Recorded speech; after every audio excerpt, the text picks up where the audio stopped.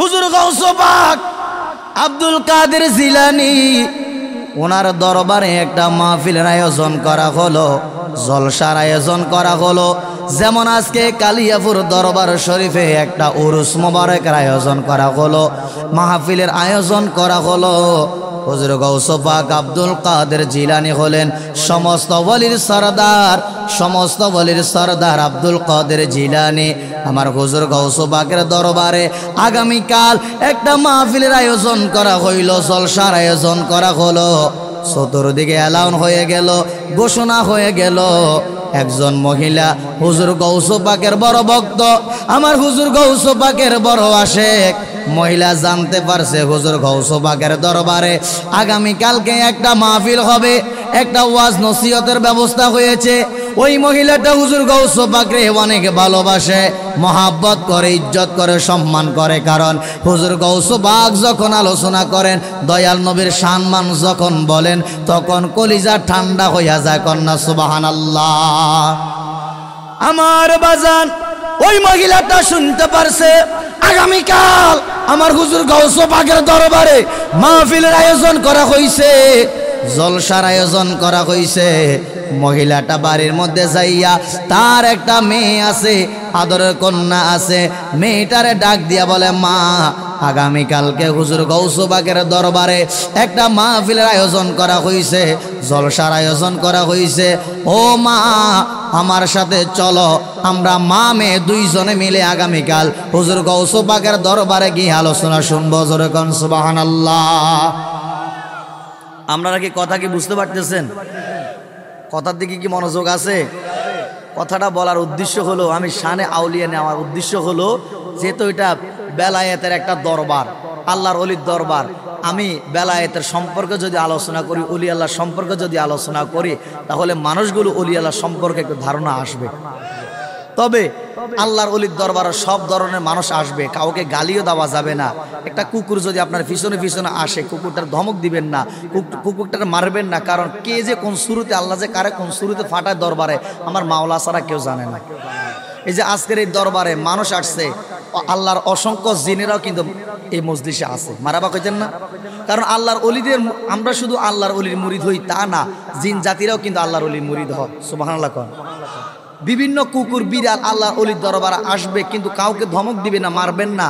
আল্লাহর অলির দরবার আদবের সহিত আসবেন, আদবের সহিত যাবেন। কেউ যদি আপনাকে ঠেলা দেয়, আপনি তাকে ফাল্টা ঠেলা দিবেন না। কেউ যদি আপনাকে লাথি দেয়, আপনি ফাল্টা লাথি দিবেন না। কারণ এটা আপনার ইমানে একটা পরীক্ষা হচ্ছে।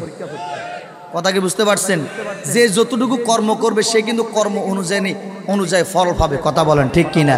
এই কারণে জালালি, এই কারণে আমি কাউসার জালালি মুর্শিদের দরবার, ভক্তেরি কাবাগর, কালিয়াপুরের দরবার, ভক্তেরি কাবাগর, জান্নাতের হাওয়া সেথায় বইয়া যায়।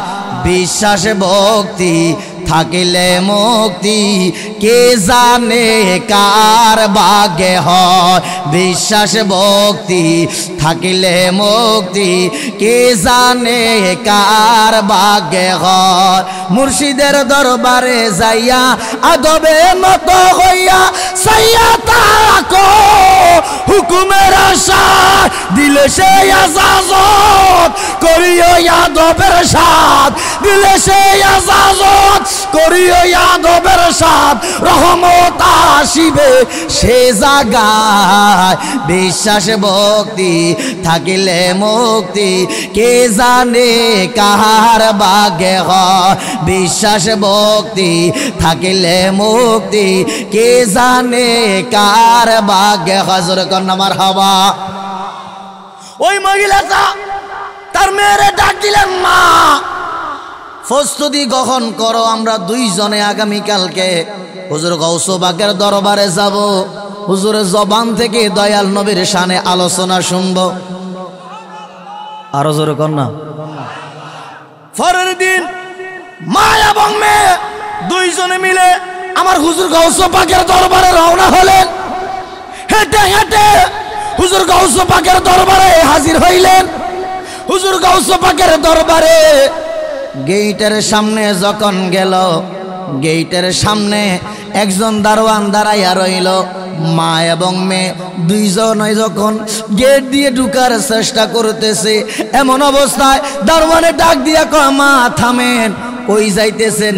কয় আমরা ভিতরে প্রবেশ করব। কয় কেন? কয় আমরা হুজুরের আলোচনা শুনব। কয় না না, আপনারা ভিতরে যাইতে পারবেন না।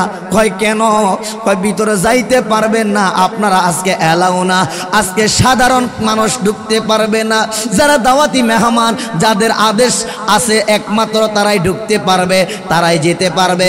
আজকের মাহফিল, আজকের জলসা সবার জন্য না, বিশেষ ব্যক্তির জন্য। জোরে কোন আল্লাহু আকবার। মা এবং মেয়ে দুইজনে বহু চেষ্টা করলেন, ঢুকতে পারলেন না। অনেক অনুরোধ করলেন, না না, ঢুকতে দেওয়া হলো না। দারোয়ানের ডাক দিয়া কমা, রাগ করিয়েন না, গোসা করিয়েন না, আমি হইলাম হুকুমের গোলাম।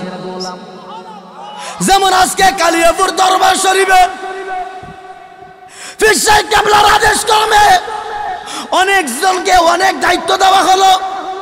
কাউকে বাউসিখানার দায়িত্ব দেওয়া হলো, কাউকে রাস্তা ক্লিয়ার করার জন্য দায়িত্ব দেওয়া হলো, কাউকে মাহফিলের আশেপাশে দায়িত্ব দেওয়া হলো। যাকে যেই দায়িত্ব দিছে সে ওই দায়িত্বটাই পালন করতে হবে, সে হলো হুকুমের গোলাম। কথা কোন ঠিক নি? দারোয়ানে ডাক দিয়া কয়, মা গো মা, রাগ করিয়েন না, গুসা করিয়েন না, আমি কইলাম হুকুমের গোলাম, আমারে হুকুম দেওয়া হয়েছে এই জায়গার মধ্যে দাঁড়িয়ে থাকার জন্য, সাধারণ মানুষকে ঢুকতে দেওয়া নিষেধ। ও মা, রাগ করিয়েন না, আপনারা আজকে ঢুকতে পারবেন না। মা এবং মেয়ে হতাশ হইয়া আমার হুজুর গাউস পাকের দরবার থেকে হেঁটে হেঁটে বাড়ির দিকে রওনা দিলেন। বাড়ির মধ্যে যাইয়া মা এবং মেয়ে হতাশ হইয়া বাড়ির মধ্যে যাইয়া মা তার মেয়েকে সান্ত্বনা দেয়, মা চিন্তা করিও না, আমরা হুজুরের দরবার থেকে চলে আসছি, হুজুরের জবান থেকে আলোচনা শুনতে পারি নাই, কি হয়েছে? দুইটা নামাজের মুসল্লা বিছাইয়া দাও না, আমরা দুইজনে নফল নামাজ আদায় করি আর আমার মদিনার কামলেওয়ালা নবীর উপরে দরুদ আদায় করি। আমার বাজান, নিয়ত যেমন ফলটা তেমন। ইন্নামাল আমালু বিন্নিয়াত, মানুষের সমস্ত কিছু তার নিয়তের উপর নির্ভর করে। অন্য একটা হাদিসে আছে, নিয়াতুল মুমিনু খায়রু মিন আমালি, মুমিনের নিয়ত তার আমলের চেয়ে উত্তম। এখনো ফজরের নামাজ বহু দূরে। কথা কন না, 1 ঘন্টা পরে না, আধা ঘন্টা পরে। এখনো ফজরের নামাজ বহু দূরে। অনেকে তো ফজরের নামাজের আগে মারা যাইতে পারে না। আমার বাজান, আপনি যদি নিয়ত করেন, আল্লাহ আমি ফজরের নামাজটা পড়তে চাই, নিয়ত করে ঘুমাইলেন, আল্লাহর কসম ফজরের আগে আপনি মৃত্যুবরণ করলেন, আপনার নিয়তটা ভালো থাকার কারণে রাব্বুল আলামিন আপনার অ্যাকাউন্টের মধ্যে ফজর পড়তে পারেন নাই, ফজরের আগে মারা গেছেন, নিয়ত পরিষ্কার করার কারণে, পরিষ্কার থাকার কারণে ফজরের সওয়াবটা রাব্বুল আলামিন আপনার অ্যাকাউন্টের মধ্যে দিয়ে দিব। উচ্চ আওয়াজে কইতেন না সুবহানাল্লাহ। মা এবং মেয়ে দুইজনে নামাজের মুসল্লা বিছাইয়া দিলেন। এশার নামাজ আদায় করিয়া নফল বন্দেগী করলেন। আমার কালিয়াপুরে ভাই বাবারা, আশেকেরা শুনেন, অনেকে আল্লাহর ওলির বিরুদ্ধে একটা অপবাদ দেয়, কয় আল্লাহর ওলিরা নামাজ পড়ে না, কয় কালিয়াপুর নামাজ নাই, কয় অমুক দরবারে নামাজ নাই, কয় নিও আরো যেরকম কয়নি। বাজান, আপনি চশমা চোখে দিছেন কালো, দুনিয়াটা দেখা যাইব সাদা। কেন? ওই বেটা মাথা লারে। হ্যাঁ, চশমা চো দিছেন কালা, দুনিয়া কিতা দেখা যাইব? মাজোর কন না, জাগো জবান আছে, আল্লাহ দোয়া লাগে, জবান খুলি কন, চশমা চোখে দিছেন কালো, দুনিয়া দেখা যাইব কিতা? আপনার চশমা যদি নীল হয়, দুনিয়াটা নীল দেখা যাইব। আমার বাজান, আপনার চশমাটা যদি সাদা হয়, দুনিয়াটা সাদা দেখা যাইব। চশমা যেমন, দুনিয়াটা তেমন দেখা যায়। আপনার চশমা কালো থাকার কারণে দুনিয়াটা কালো দেখা যায়, আসলে দুনিয়া কালো না। কথা কোন ঠিক নেই? বাজান, যেই লোকটা কয় কালিয়াপুর দরবার শরীফে নামাজ নাই, লোকটার জীবনে কালিয়াপুর আসে নাই, না আসে একটা আন্তাজি মারা দিছে। একজনে কয় ভাই তুই কই যাস? কয় আমি বাজারে যাই। কয় তুই কি জানোস নি, খবর রাখস নি? কয় কি খবর? কয় তোর কানটা তো সিলে লই গেছে। কে নিছে? নিছে কে? এবার তে সিলে পিছনে দৌড়ানি আরম্ভ করছে। এমন দৌড়াইতে আছে, হুঁশ গিয়া নাই।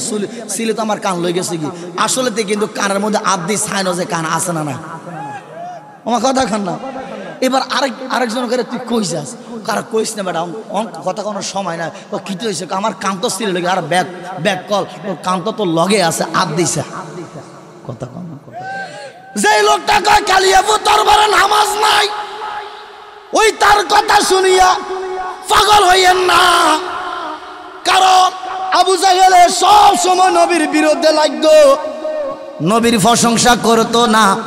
আর আবু বকর সিদ্দিকের কাজ হইল নবীর প্রশংসা করা, আবু জাহেলের কাজ হইল নবীর গীবত গাওয়া, সমালোচনা করা, নবীর বদনাম করা। আর আবু বকর সিদ্দিকের কাজ হইল নবীর প্রশংসা করা। এখন সেই লোকটা কয় কালিয়াপুর দরবারে নামাজ নাই, লোকটার জীবনে কালিয়াপুর দরবারে আসে নাই। এরে কালিয়াপুর দরবারে নামাজ নাই কেমনে কইলা? আসিয়া দেখা যাও না কালিয়াপুর মসজিদ আছে কিনা। মসজিদ থাকা মানে নামাজের কথা আছে। কথা কন, কথা কন। ওনারা শুধু মসজিদে নামাজ আদায় করে তা না, কালিয়াপুর দরবারে ঐতিহ্য আছে। বাংলা ভারতে অসংখ্য মসজিদ দিছে, জোরে কন সুবহানাল্লাহ। বিশেষ করে আমি তো ভারতের বিভিন্ন রাজ্যে যাই, কলকাতা যাই, আসাম যাই, ত্রিপুরা যাই, মণিপুর রাজ্য যাই, বিভিন্ন রাজ্যে যাই। আমাদের কুমিল্লার পাশে ত্রিপুরার রাজ্য উদয়পুর গ্রামে মোল্লা কাজিমউদ্দিন কালিয়াপুর দাওয়া, মোল্লা কাজিমউদ্দিন কালিয়াপুরীর দাওয়া প্রতিষ্ঠিত একটা মসজিদ। সেই মসজিদের সামনে গিয়ে আমি আলোচনা করে আসছি, সেই মসজিদে গিয়ে আলোচনা করে আসছি উদয়পুর গ্রামে। জোরে কন্যা সুবহানাল্লাহ। আমার বাজান, মিথ্যা বলার একটা লিমিট আছে। এমন মিথ্যা কথা বলিও না যে মিথ্যা কথার কারণে তোমার ইবাদত বন্দেগী ধ্বংস হইয়া যা। কথা কন ঠিক নি? গভীর মনোযোগ। বাঘ আর হরিণ, এদের মধ্যে তফাৎটা কোথায়? আজকে অনেকে কালিয়াপুর আর আসার সময় অনেকে টিটকারি মারছিল। আছে না? আছেন কোনায় যাস, বন্ডক কাছে নিয়ে যাস, এরকম আছে না নেই? বাজান, শিক্ষণীয় বিষয়। হরিণে 1 লাফে 23 হাত যায়, বাঘে 1 লাফে 22 হাত যায়। তাহলে হরিণ আর বাঘের মধ্যে 1 হাত করে ডিফারেন্স। হরিণে 1 লাফে যায় 23 হাত, আর বাঘে 1 লাফে যায় 22 হাত। তারপর আপনার ক্যালকুলেটর হিসাব মিলাইয়া মিলতেছে না। কি রে, হরিণ তো বাঘের আগে রয়েছে, তাহলে বাঘটা কেন হরিণটারে খাইয়া ফেলা? এখানে একটা কারণ আছে। হরিণে 1 লাফে 23 হাত যায়, বাঘে 1 লাফে 22 হাত যায়, মানে বাঘের চেয়ে হরিণে আগাইয়া আছে। এবার হরিণটা 2 সাইডটা লাফ দেওয়ার পরে দিয়া পিছন দিকে নজর করিয়া দেখে বাঘটা আইয়েনি। পিছন দিকে নজর করতে যায়, একটা কদম যে কমে গেছে, 1 লাফে তার 23 হাত কমে গেছে। এই কারণে বাঘের খাপা থেকে হরিণ বাঁচতে পারে না। কথা কন ঠিক নি? যখন আল্লাহর ওলির দরবারে রওনা দিবেন, শয়তানে পিছন থেকে ধোঁকা মারিব, মুনাফিকে মুনাফিকি করিব। যে যত কিছু কক না কেন পিছনের দিকে তাকানো যাইব না, শয়তানের ধোঁকার মধ্যে ভরা যাইব না, মুনাফিকের কথার মধ্যে কান দেওয়া যাইব না। এরে পিছনের দিকে যদি নজর করতে যাও, বাঘের খাবার মধ্যে মানে শয়তানের থাপার মধ্যে ভরিয়া যাইবা।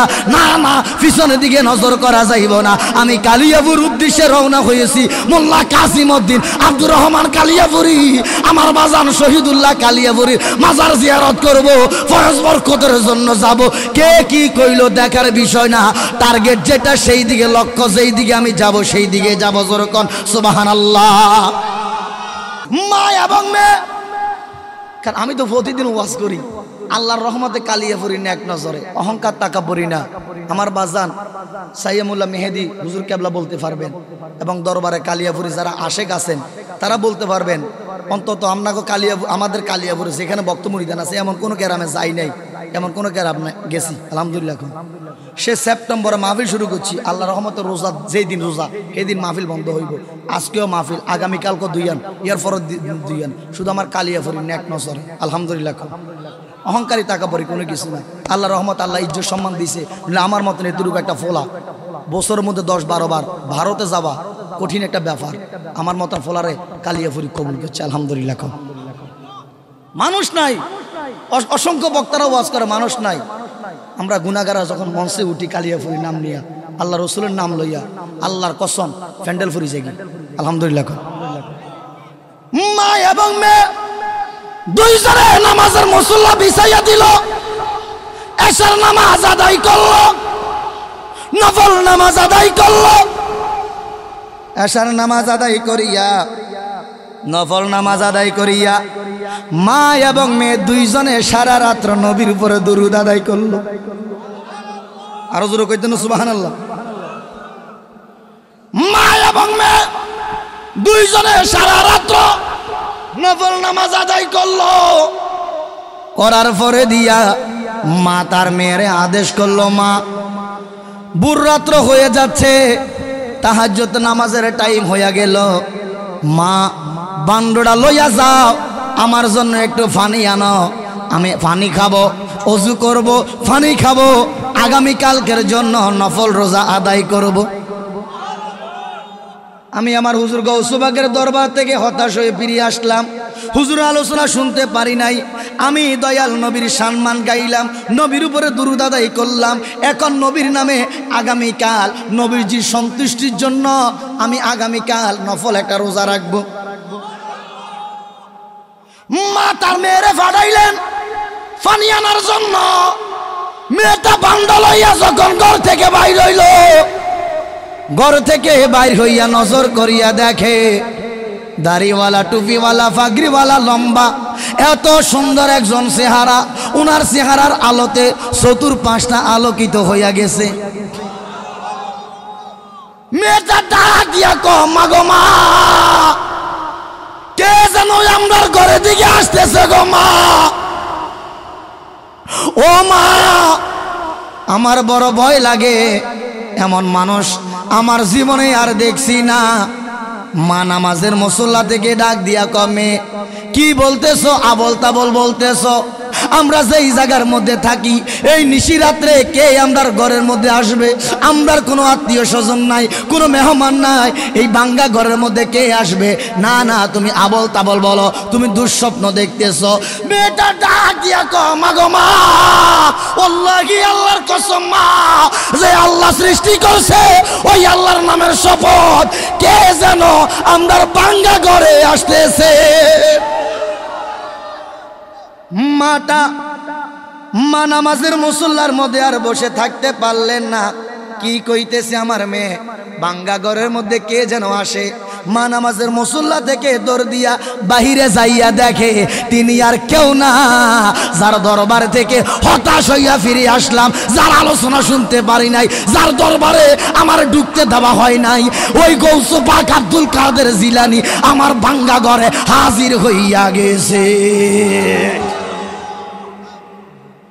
আমার বাজান হুজুর গৌস পাক আব্দুল কাদের জিলানী মহিলার ঘরের মধ্যে আসলো।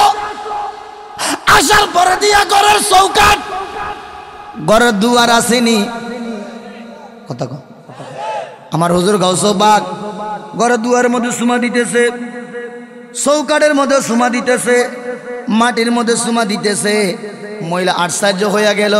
হুজুর গৌস পাক আসলেন, ভালো কথা, আমার ভাঙ্গা ঘরের মধ্যে আসলেন, আমার ভাগ্য ভালো, কপাল ভালো।